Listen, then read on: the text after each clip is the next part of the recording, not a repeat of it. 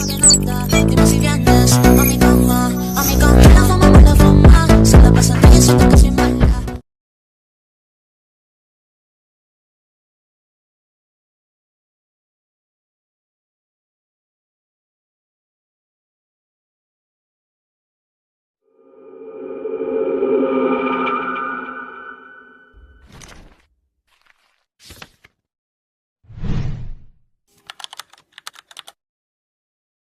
Pose with the fans.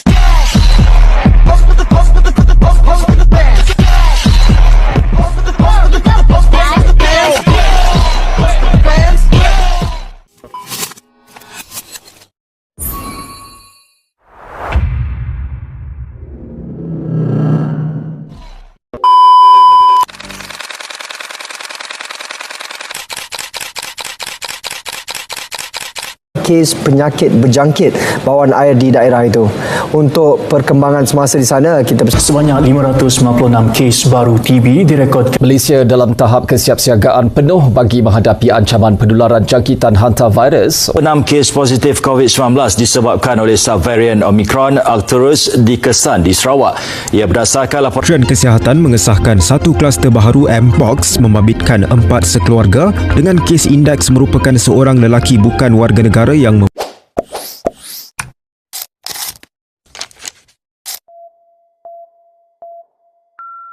Kesihatan manusia, ancaman penyakit berjangkit.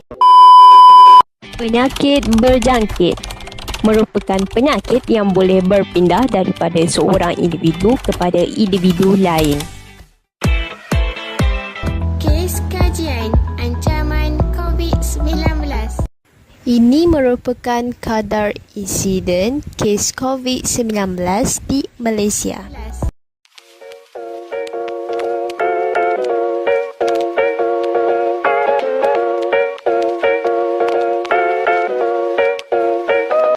COVID-19 merupakan penyakit jangkitan paru-paru dan saluran pernafasan yang disebabkan oleh sejenis kuman virus yang bernama virus corona.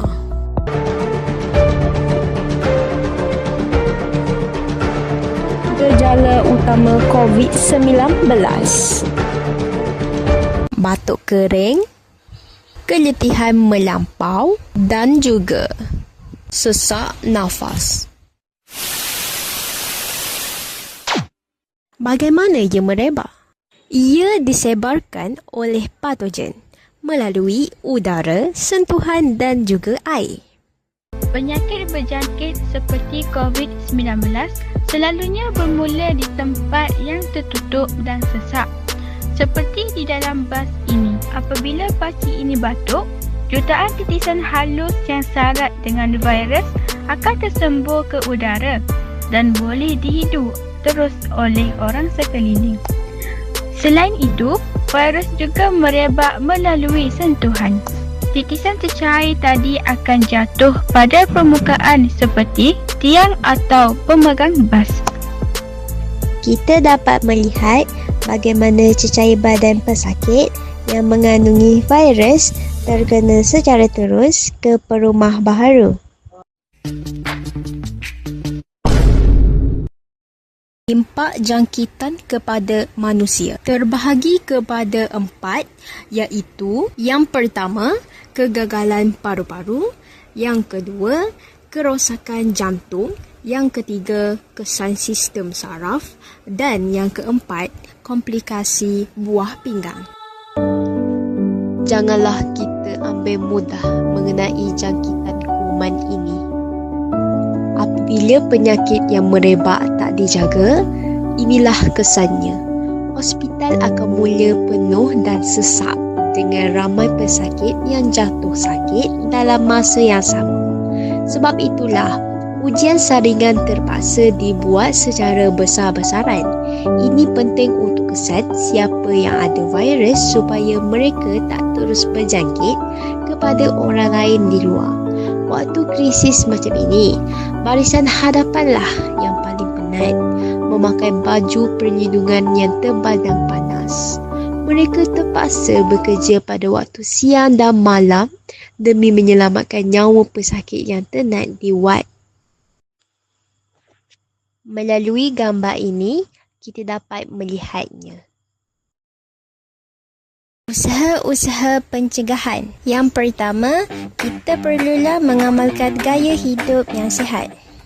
Yang kedua, kita perlu menjaga kebersihan.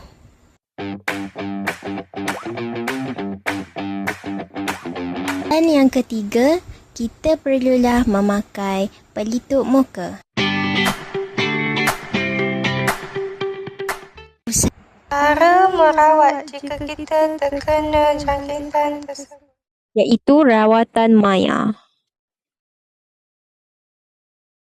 Melalui cara ini, pesakit boleh mendapatkan khidmat nasihat, perubatan dan pemantauan gejala secara dalam talian atau panggilan video. Ini akan mengurangkan risiko jangkitan kepada kaki tangan kesihatan dan pesakit lain.